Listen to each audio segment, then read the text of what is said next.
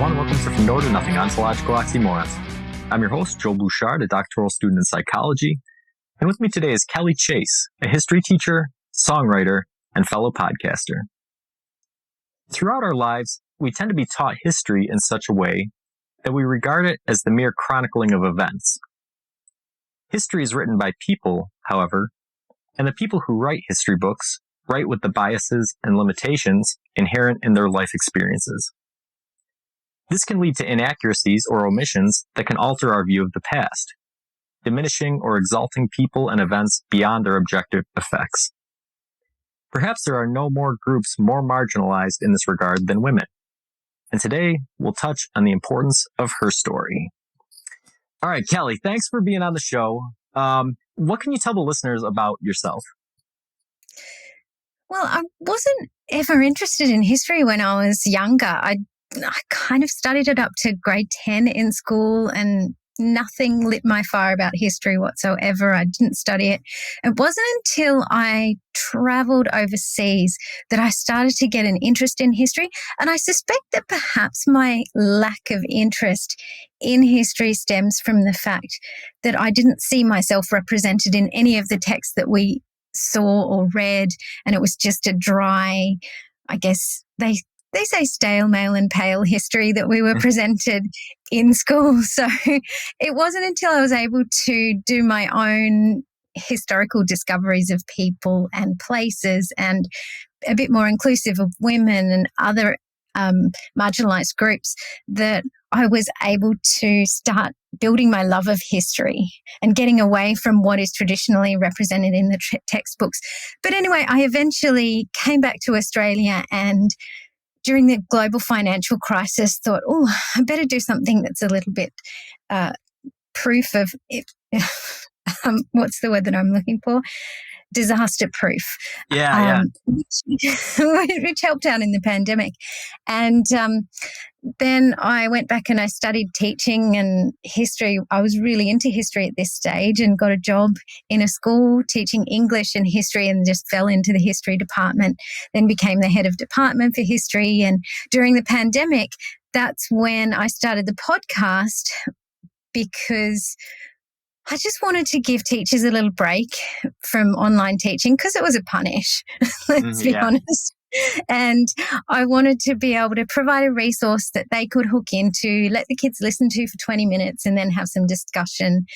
While the kids are listening, they could plan their next lesson or whatever they needed to do. So that's how the podcast came about. And I never really stopped, just because I kept finding the stories of a lot of women and some First Nations people whose stories just didn't appear in the textbooks. So, and then I also, with the music section of it, I wanted to have a podcast that broke down songs, but as you know, as a musician and as a podcaster, copyright is not really, is really difficult to get. So I thought, I've got skills as a songwriter.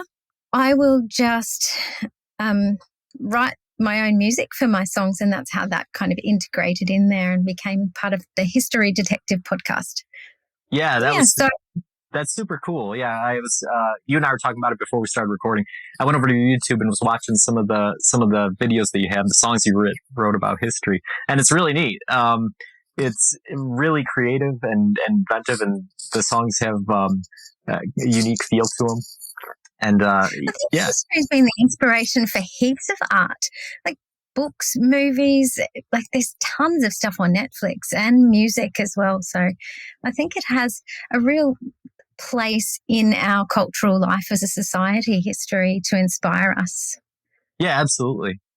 So it's interesting that you were interested in history when you were younger, because I feel like a lot of times when you hear stories about people who end up doing a particular thing with their life, they're always saying, I knew from a young age I wanted to do this. And I'm not one of those people, right? Like was not interested in music until I was a teenager. There was a lot of things that I didn't really get into until later on. So it's funny that you have sort of that same thing. Can you think of a particular thing that got you into history? Was it a particular woman's story, or was it something else that got you into it? Actually, no, it was more of a First Nations story. But I mean, I had been living in Japan, and that was really interesting that I was seeing monuments and things that were older than my country's supposed, I guess, white history. But then I was reading a Bill Bryson book about Australia. He's an American sort of travel author, because I was always into travel. And then in his book about Australia, he started talking about the massacres of First Nations people in Australia. And I was like, no, I didn't learn this. What's going on here? And that was, I guess, my entry point into history. And then I went back to university and started learning a little bit more about colonial history. And I didn't learn a lot of women's history at uni. It was more First Nations history. It wasn't until I got into the history classroom and was teaching, look, to be honest, there's so much history you have to teach as a history teacher, and you only know a little bit that you learnt in uni or you taught yourself. So you rely quite heavily on the textbooks. And then I was noticing there were some gaps in there. Like, there's no women in here. Or I'd find an assignment online and it'd be research a significant person. Here's a list of 20 males that you can use. And I'm like, what about the girls in the class? Like, well, they've got no one to look up to. And there's no females that are significant in this whole period. So that's what started me on that journey. It wasn't until I was teaching history that I noticed the real gaps in the textbook portrayals of history. Yeah, and you know, being a philosophy show, those are things that we think about a lot, is those areas that, you know, people might just sort of overlook on a casual glance. And history is one of those, right? You go through school, you know, and if history wasn't your thing in school, or even if it was, you might read through the book and the thought might not cross your mind that, hey, there aren't any stories about women in here, or, you know, these genocides that happened or these sorts of things aren't in the book. And you can think, well, if you had, you know, a woman, or if you had a man that achieved this feat that a woman did, or if white people got massacred in the same way, it would be in a book, and it's not, right? Yeah. So we did an episode on historicity, which is, you know, looking at the factual basis of historical events and figures and that sort of thing, and that really opened our eyes in that episode to, you know, divergent lines of history and how things, you know, like kind of like I said in the intro, just we think of it as a chronicling of events, but really, you know, a history textbook is one person or one organization's view on how something happened, but there might be omissions or inaccuracies, you know, maybe not necessarily on purpose. You know, they might not be trying to slight somebody, but it doesn't mean that there shouldn't be a more concerted effort to try to tell the story objectively and include as many people as we can. It's all about perspectives, really, just showing, because the same event can happen and 15 different people can have 15 different perspectives on it. But generally, history is written from the very narrow one person's perspective. Because the fact is, women have been there all along. Like, right. They're there side by side with men in history. It's just that either they're not the ones being included in the stories written about them, or their perspectives don't seem important enough to make it into the archives. So when the historians go to the archives to research, their perspectives are just not there to draw from to write history about. Yeah. Mm. So, you know, the listeners are likely aware that history isn't an unbiased pursuit, but how and why have women been affected by the way history has been recorded? So we've talked about, you know, a little bit how, you know, we sort of set the groundwork, you know, that listen, you know, just because it's in the history textbook doesn't necessarily mean that it's exactly how it happened. But how have women specifically been affected by this? I think what it does is the fact that they're not there, it embeds an implicit bias about gender roles and what the only men can be significant. So women are also in the textbooks are shown in these domestic roles. So it impacts their self-esteem and their ability to go, oh yeah, I can do that, or I can be really significant and important in history. But it perpetuates that in young boys, saying that if they're not seeing women, they're not seeing that women can be important and significant, and it's kind of inherently biased. I remember when I was like in my 20s and I was playing guitar, and my nephew was about 8, and I picked up the guitar and I started playing. He's like, girls can't play guitar. Yes, they can. See, listen. But I think it's because obviously the videos that he's watching on television and music, MTV, there were not any female representation. So implicitly in his brain, this 8-year-old, no one would have ever told him those words that girls can't play guitar, but they were never seen. It was something that he'd never seen in representation in pop culture very often. So he had just embedded that implicit bias that they weren't able to do that. So I think it's the same with history. It's the same kind of concept. I think it's really also important to think about that history is generally written from a place of privilege. If you're writing history, you're probably very wealthy. You're probably very upper class. You're definitely literate. So those people who don't have those skills or have been denied those skills throughout history as well have not been able to share their stories in history. And maybe people might write about them, but their perspective is never shown. So like I said, you get a very narrow perspective. I think there was I think I wrote it down, a 2006 Slate magazine survey, and it said that 75% of all of the history books are written by men, and then 20% of those are biographies, which represents about 120 books, and then 100 of those, 120, were about men. So the balance is really uneven. Another really interesting fact is not just writing the history, but representing the history is statues. In Australia, I'm not sure about the statistics in the US, only 4% of the statues represented are of women. And this is a funny one, there are more animal statues in Australia than there are of women. So there you go. I've never thought about that, but that has to also be true in the U.S. because, if I think about it, like women's statues in the U.S., the only one I've ever heard of is a really terrible Lucille Ball statue.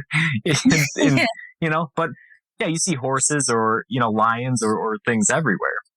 But yeah, I think, anecdotally, if you start to think about it, because my master's degree is in education. And I remember being sort of shocked, in one of my classes when they said that there's a crisis in higher education for males. The amount of men enrolling in college period, but especially in upper degree programs, has declined so significantly that colleges are actually taking some affirmative action steps to try to get men into college. But like you just said, when you think about people who are writing the history books, or if you see an interview on TV with a professional or these sorts of things, it almost is always men, and it just seems a little bit strange. Like if you were to tell people, talking about women being able to do things that men can, right? The only person ever to win a Nobel Prize in 2 categories is Marie Curie.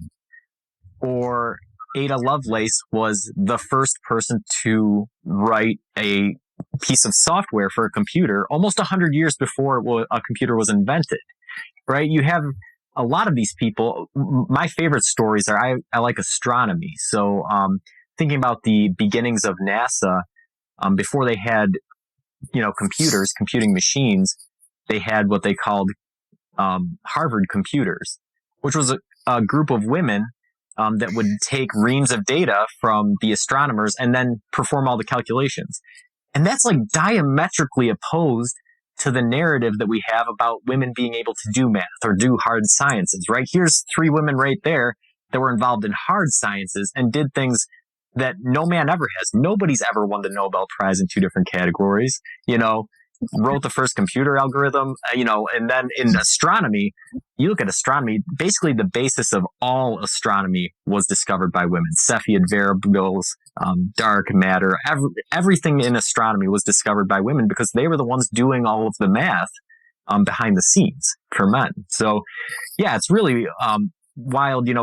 It's one thing to sit here and talk about it academically, how women are well represented, but if the listeners kind of think to their own experience in how they consume media or how they've interact with the world, it probably becomes pretty evident that women are underrepresented in a lot of ways. But like you said, they're there as well, because I think it was Einstein's wife, I think her name was Milena, she helped him write his papers.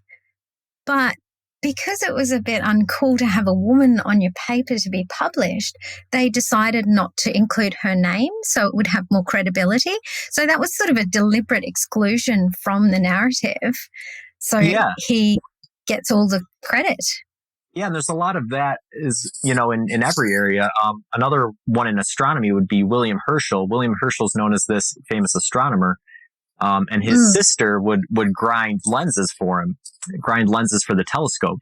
But in her spare time, she was also making observations, and a lot of her observations and discoveries rival anything that he did. But you don't really hear about Caroline Herschel, you hear about William Herschel, So there's a lot of that in history of women either assisting in things or doing things on their own, but having them attributed to men or just really not mentioned. So I have a question here. Who is the first woman historian? And I think this is sort of important because you'd have to think at some point women would see that their stories weren't being told and somebody would want to sort of get in on the action. Did you have an answer for this one? I do.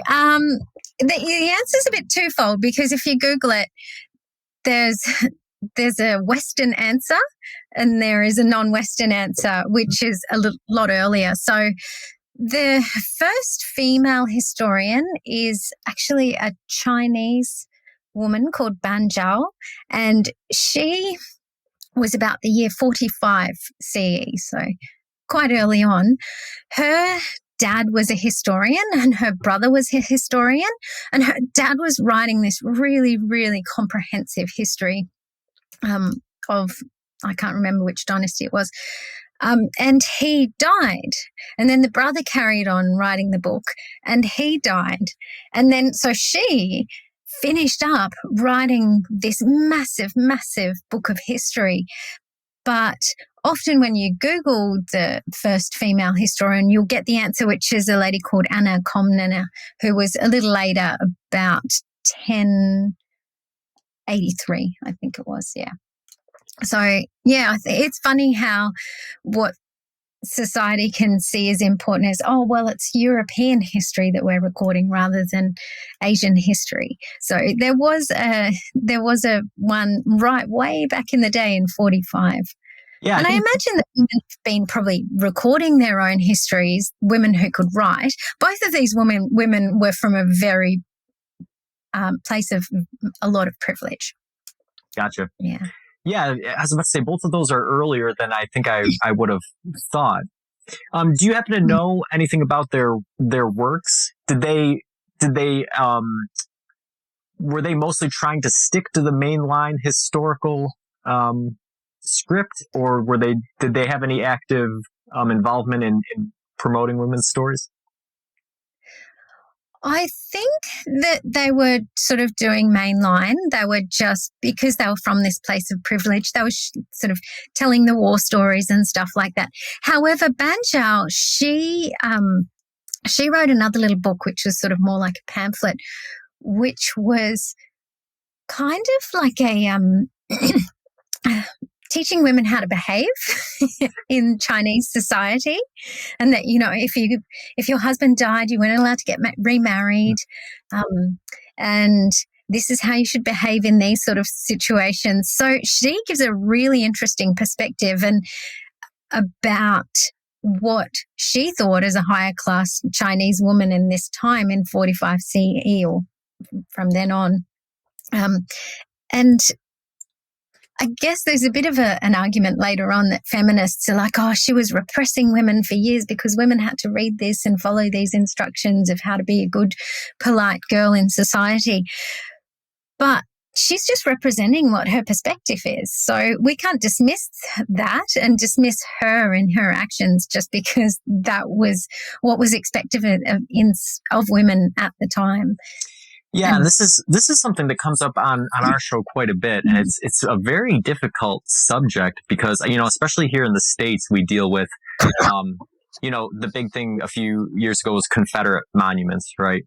Or the founding fathers owning slaves and things, and you know, you know, there's a quickness to condemn these people, which is deserved, right? Because what they did is wrong. You know, owning slaves is wrong, or you know, these sorts of things. But at the same time, that's the hard part about history, is that everybody lives in a context, right? And so, you know, I can even think within my lifetime of things that have changed. You know, things that would have been acceptable at one point and are no longer acceptable, right? Whether it's regarding race or the treatment of people of other genders, or people with mental handicaps and things, right? And so I think back to my childhood and how those people were treated. And, you know, at the time, you don't necessarily think of it as wrong. And then you reflect on it years later and you go, no, that was absolutely out of line, right? Oh, and some of those things in the moment, you know, are wrong. You know, there's definitely things I knew from a young age. I said, oh, that's not right. That's not the way you treat people. But then there's other things that over time you go, well, you know what? I look back on it and I didn't know it then, but now I wish that I had done something different, you know? And that's where history is kind of tricky. But I don't think you too harshly judge people from the past for their views or their, I guess, complicitness in whatever horrific thing was going on, because there's so much pressure from society at that time to just accept that as the norm. So you have to be a little bit compassionate when looking at people from history. And also, people are not perfect. Humans are not perfect. So there's no perfect specimen of woman or man from history. It's people from history who have flaws and have flawed thoughts. And you just have to just look at that and say, okay, these are the good things and these are some of the questionable things. But that was the time that they were living in, and you can't judge them for that, for being a product of that. Yeah, I think it's important to tell both the good and the bad story. You know, I don't think we should be hiding the bad story, but I don't think we should be throwing out the good because of the bad, you know? Yeah. There are some people... Yeah, there's some people who did some great things that, you know, also did some terrible things. And I think it's important that the history's told in such a way that both of those sides are represented. It happens a lot, like with sort of bringing people down on TikTok. I don't know if you've seen like people bringing Gandhi down because he was a bit of a weirdo in some aspects, but he did some incredible things, and you can't discount the incredible things because there were some questionable things. He's just a human who was, I guess, making his way through and making mistakes on the way through life.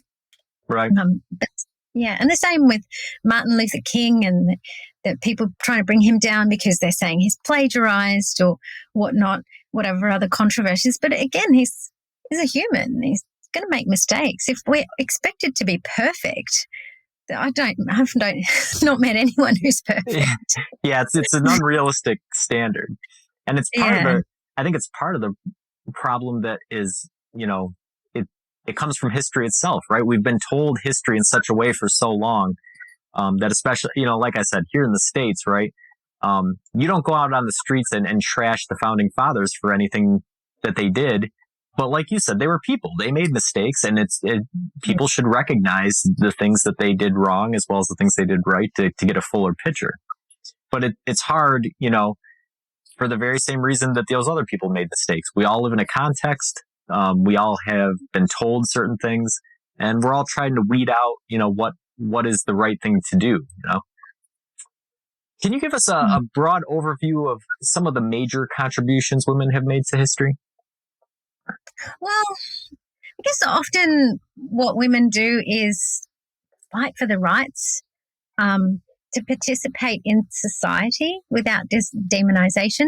They're also often just fighting in the background for the rights of children and others, and to be able to have a comfortable life. I was just revisiting one of my old episodes about this woman, Irene Longman, in my state back in the day.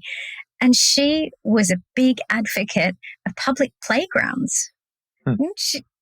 Something you take for granted. And she went to conferences all over the world in the 1900s, early 1900s, looking at how best to provide for children in the community, to how design a playground and give them a space where they can play in a public place if they're a lower socioeconomic family. So sometimes their contributions are big and huge, and sometimes they're queens, and sometimes they're really significant people. Sometimes they're in the parliament. So these women who were elected into parliament, into a room full of men who are only looking at it from their male perspectives. And then when the women get in there, they say, okay, so what about this particular thing? Have you thought about maybe making a rule about having a ramp on a footpath so that women can push their prams up there?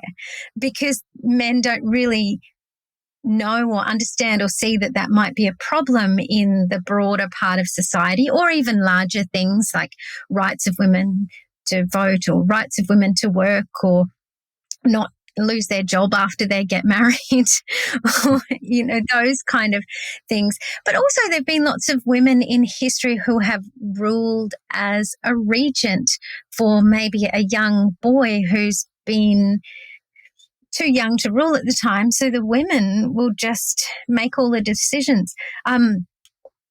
There's also often a male will get credit for something. So I don't know if you've ever heard of they call him the father of gynecology. He's called J. Marin Sims. And he was, I guess, it's a little bit dicey, credited with being the father of gynecology, and now that women's bodies are being explored because of this man. But the way that he did this is he did experiments and used black slave women as guinea pigs. So these women, their bodies and their uteruses and their wombs contributed to this science of gynecology because of this man, but they don't get the credit because they're just nameless, faceless women, but he still gets the credit for being the father of gynecology. But there's also countless scientists, inventors, like the woman who invented the windshield wiper. So when you get into your car and it's raining and your windshield wipers start going, you can say, oh, thank you, a lady did that. Nice. And I think you mentioned Ada Lovelace. And also I found out this morning the woman who invented the dishwasher, I think she was a German woman. So she just, yeah. So there's so many contributions of women that I guess you don't necessarily know about, but they're there all along, but you just have to dig a little deeper. There's an interesting book that's just been released. It's called Women, Warriors and Quiet Revolutionaries. And it's a big companion of about 1,000 women who have made contributions in history. And some of them are the big names, but some of them are, like I said, this woman who invented the dishwasher, or the first female who was ordained, and women from all over the world. So I think I'm excited to actually order and read that book because it's putting women back into the narrative and saying, look, we were here all along. You just got to dig a little bit to share their stories.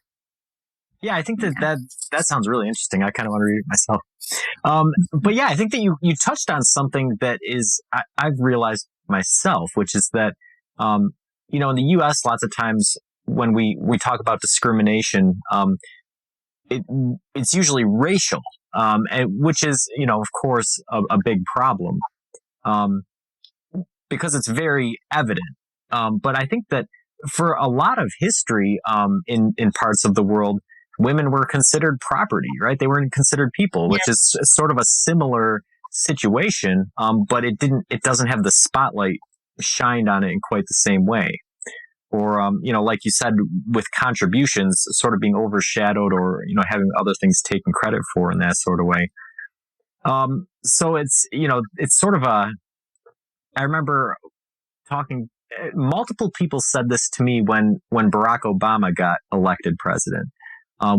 Leading up to, the primaries, well, they were saying, who do you think is going to win the primary for Democratic presidential nominee? It's going to be Hillary Clinton or Barack Obama. And several people said to me, it's going to be Barack Obama because America is ready for its first black man president, but it's not ready for its first female president, right? Yeah. And, we saw Hillary Clinton not only lose that primary, but also lose the election later on to Donald Trump. And it makes you wonder, a lot other developed countries, have women leaders. And the U.S. still is in a spot where we haven't gotten to that point yet. Yeah, I think England's 3, and then New Zealand, they've had 2, I think. Australia's only had the one prime minister. That's been a hot minute since she was 10, 15 years since we've had a female. But I hold out hope that we'll get another one day in my lifetime. Yeah. So, and I think about Queen Elizabeth I was an interesting story because her, when she became Queen of England, there wasn't supposed to be a Queen of England. It was all kings up until that point. And she technically didn't even really have a legitimate claim because her mother was Anne Boleyn, not Henry VIII's wife. So she was in a dicey spot, and then she took over, and she essentially built the British Empire that we know. Which again, it's history, so there's the positives and the negatives to it, but regardless, the situation that she came from and what she was able to do were very impressive. And that's something that gets overlooked. I think that looking at history from a male perspective, whenever women do something, I think there's almost this sort of, feeling that, oh, well, it was about time. Like, men had been doing it for so long, now women did it. But if you think about it from the other way around, right? Like imagine that you were a man going into a traditionally female dominated profession, right? Like if I wanted to become a fashion designer, right? Yeah. Just thinking about that is so intimidating to me that like I couldn't imagine, even if I loved it, trying to get involved in this. So being a woman on the other side of it was something much more consequential than fashion design, right? Running a country or, developing, X-rays or all of these advances that they made, trying to break into that field without all of the added pressure of, sexual harassment and everything else that goes along with it. It's really amazing. Some of the stories that you do hear of women overcoming all of these obstacles to contribute in the ways that they do. Jacinda Ardern the other day, the New Zealand Prime Minister, and she was meeting with another female prime minister or leader from Europe, and they were both in their 40s and they're both women, and a reporter said to them, oh, so are you meeting because you're both women in your 40s? Jacinda Ardern just slapped him down and said, no, we're meeting because we're the leaders of our country. Right. It's a mind-boggling thing to even ask. Like they don't have anything better to do, than just have a symbolic meeting. No, they have business to do. They're leaders of, So, do you have a favorite historical woman? That's trying to pick a favorite child, isn't it? I do have some favorites. Sometimes when I'm writing an episode of History Detective about a woman, I'll be completely in love with that particular woman and I'll be raving about them. One of them is that I've done recently is a lady called Isabel McBride, and she was Australia's first female archaeologist. It wasn't that long ago. It was only in the 1960s, and you couldn't study archaeology in Australia. You had to go to England or Cambridge. And when she got there, she was doing Egypt and Rome, and she came back to Australia and started teaching archaeology in Australia. But what she also did was started to recognise that Australian history was more than just the 200 odd years of colonial history, but it was instead a 40,000-year-old First Nations history. And she started to open a dialogue with the First Nations people. The male archaeologists would kind of like stamp on in and go, this is our land, we're doing archaeology, we'll do what we want. But she was more compassionate in her approach with her relationships with the First Nations people.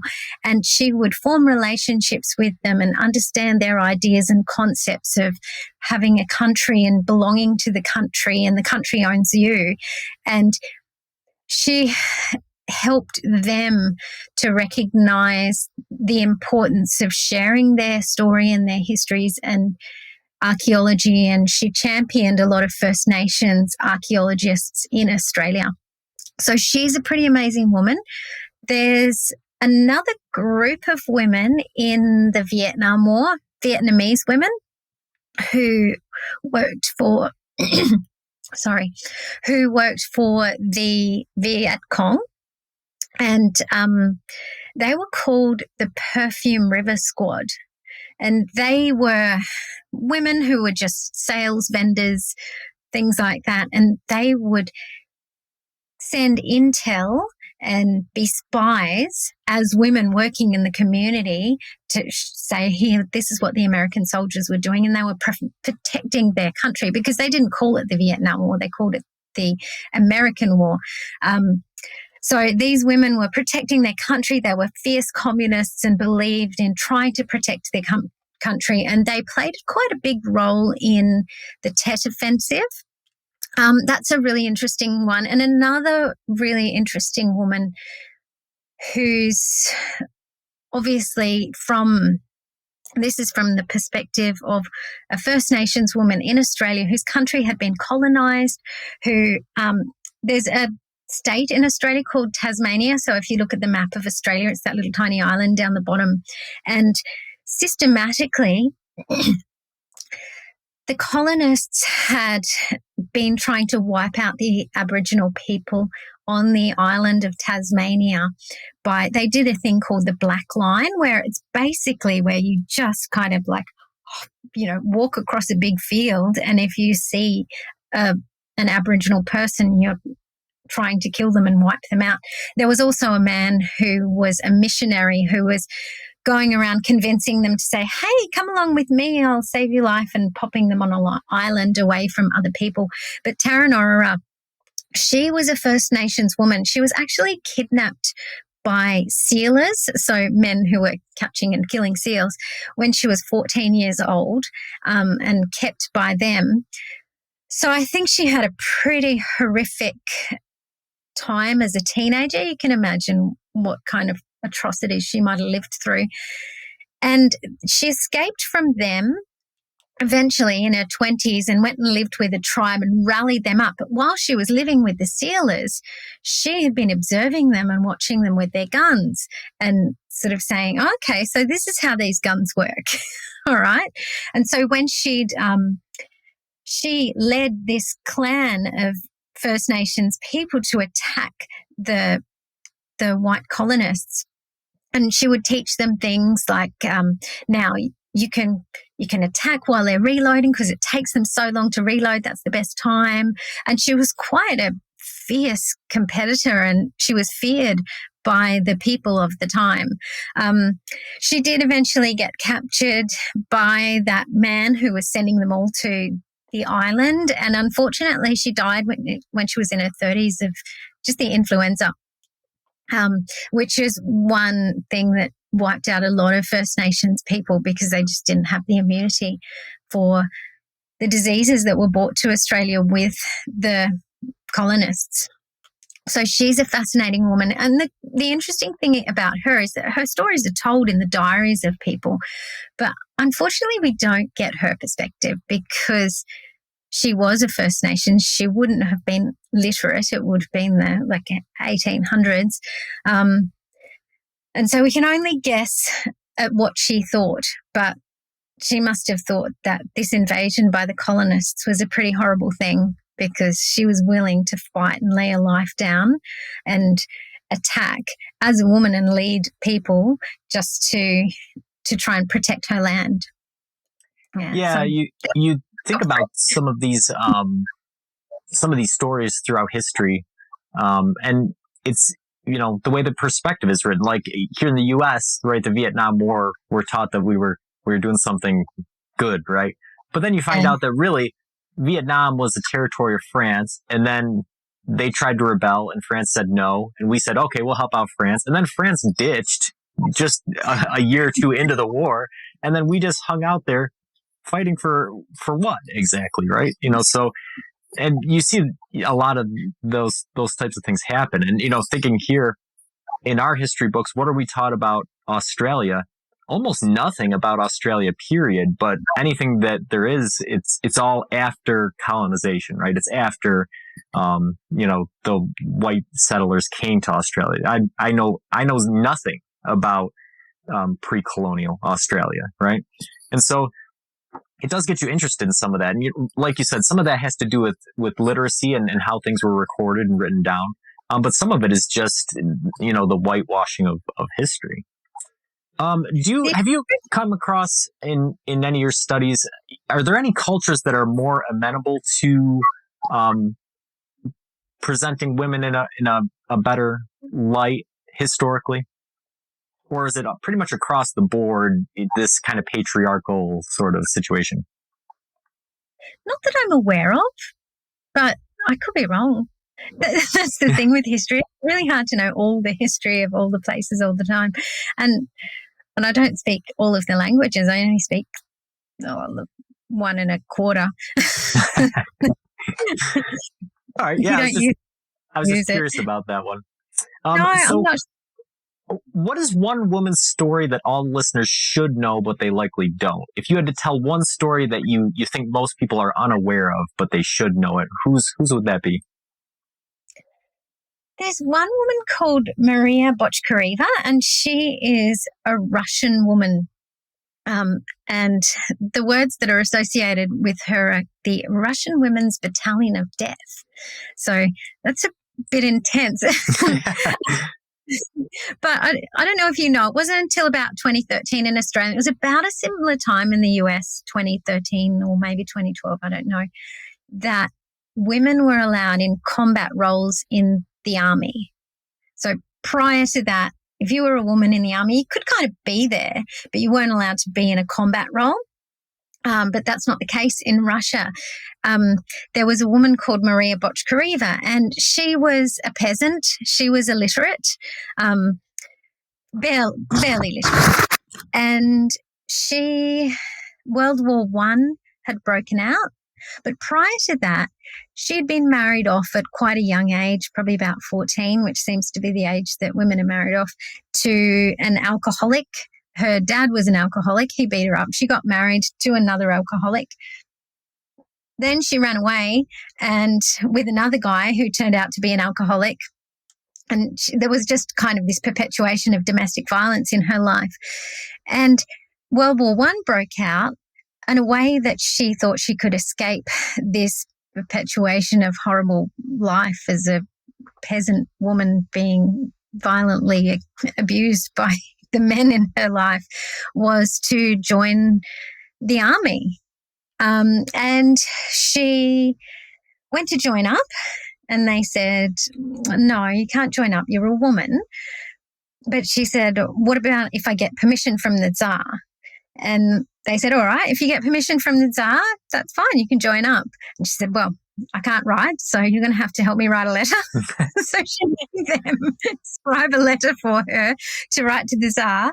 And then the Tsar said, yes, that is, yep, you can join the army. And she joined the army as like the only woman in the army. And then as World War I went on, and there was also the Russian Revolution kind of brewing at the same time. As World War I went on, men were getting less and less keen to join up in the army. And they thought, well, we've got one woman. Let's see if we can use the women in the army. And they had this big campaign to join up other women into the Russian army to fight in World War I. And Maria Botchkareva was the leader of this Russian Women's Battalion of Death. And they were called the Battalion of Death because they would obviously fight to the death if they weren't getting out of this alive. And they also used them as a way of shaming the men who didn't want to join up into joining because they're saying these women are joining up. But there was a bit of a problem because the men who were in the army didn't know how kind of to respond to this battalion of women. And so when they went off to fight in their first battle, the men, instead of backing them up, went and had a meeting about what are we going to do? And the women took this German stronghold, and they ended up running out of ammo and had to withdraw. But there were some issues with the Battalion of Death. They had to there were rations during this time, so they had to just wear men's uniforms. So they had ill-fitting uniforms made for a male physique rather than a female physique. But it was interesting. It was, cases of women's wearing pants. But one thing that you can't really change or tighten up is boots, because they were women with small, tiny feet, and they only had these big men's boots. So there was a lot of compromise going on there. But she ended up defecting when the Bolsheviks kind of took over and they withdrew from World War I and the Bolsheviks took over. She defected to the US, and she had a man write her memoir or her autobiography for her. And because she was anti-communist and America and Australia were really anti-communist, they really loved it, and people read her book and shared her story. So she was quite hot in 1918 as a bit of a heroine. She ended up going back to Russia, and the Bolsheviks caught her and she was executed, unfortunately.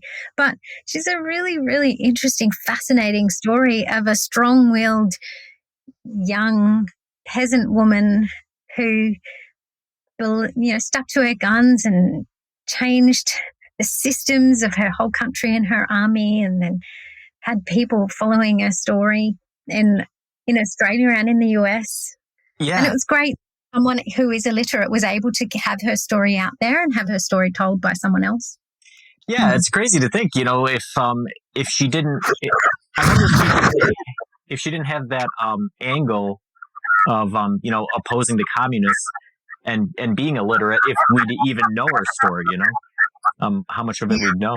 But yeah, no, that's an incredible one. Like I said, again, not only entering a male-dominated,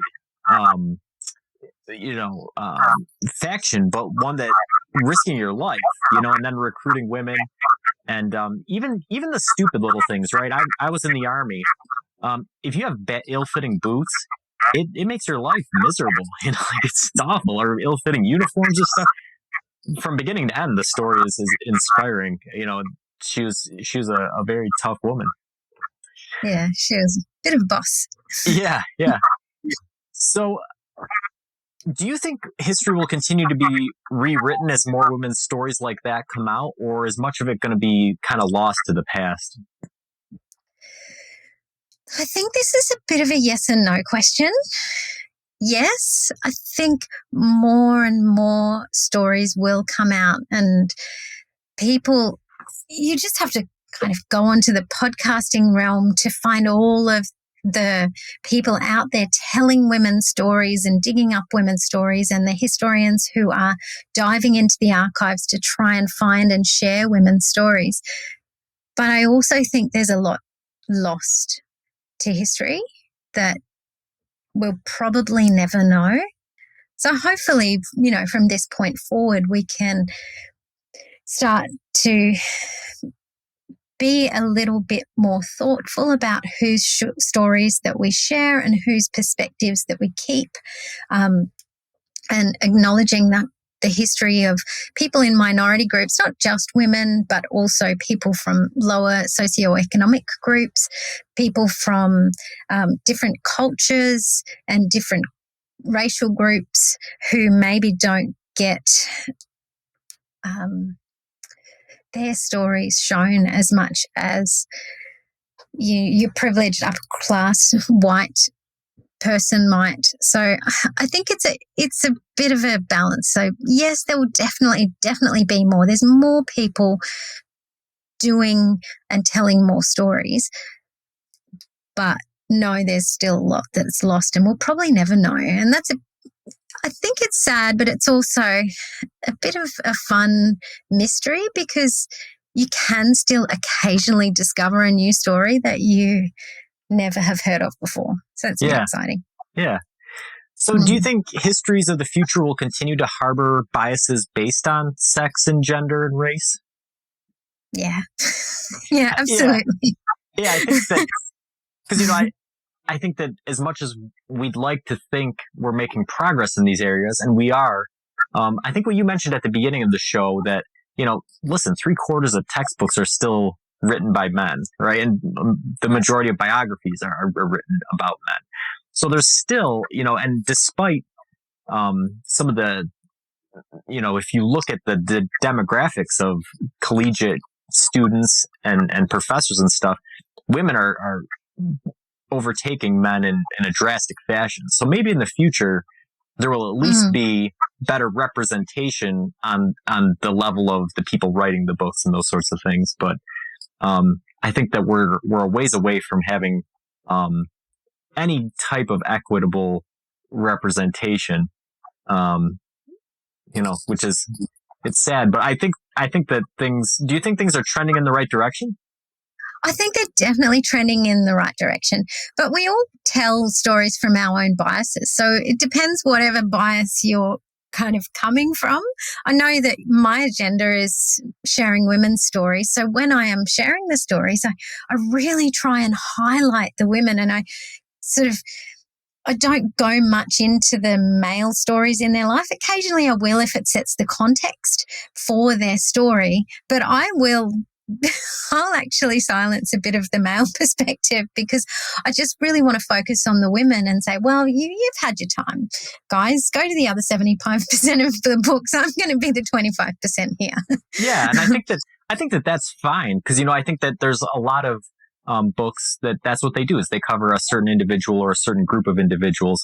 I think that where the progress needs to be made is on what is being taught in the public schools to 100% of students, right? I think those are that's where we need to focus on getting things, an equitable representation is, I think that's where the textbooks come into hand, because when you're a teacher, and sometimes I don't know about your system over there, but sometimes you'll just get some random sciencey math person who's never taught or ever been interested in history, and they're scheduled to teach history classes.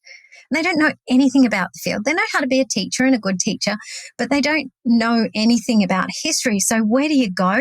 You go straight to the textbooks. And if the textbook is so misrepresentative, then that's just going to perpetuate. So I think the key is actually changing the textbooks that are presented to children in the classroom and are presented to teachers where they get their research from, because they're going to research, they're going to go, okay, what does the textbook say? That's what I'll teach. Right. So I think we need to be really, really careful about what we put in the textbooks and make sure we're putting more representation.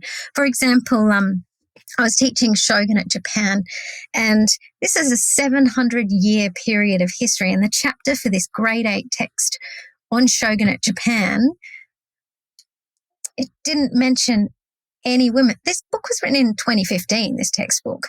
It didn't mention any woman. There was one woman who was a sun god or goddess, but not a real woman. And there were not many representations of women. There were a couple of kind of geisha-looking women standing in the background in all of the representation. Another one was in the chapter on Vikings in a maybe grade 7 or 8 textbook, I think.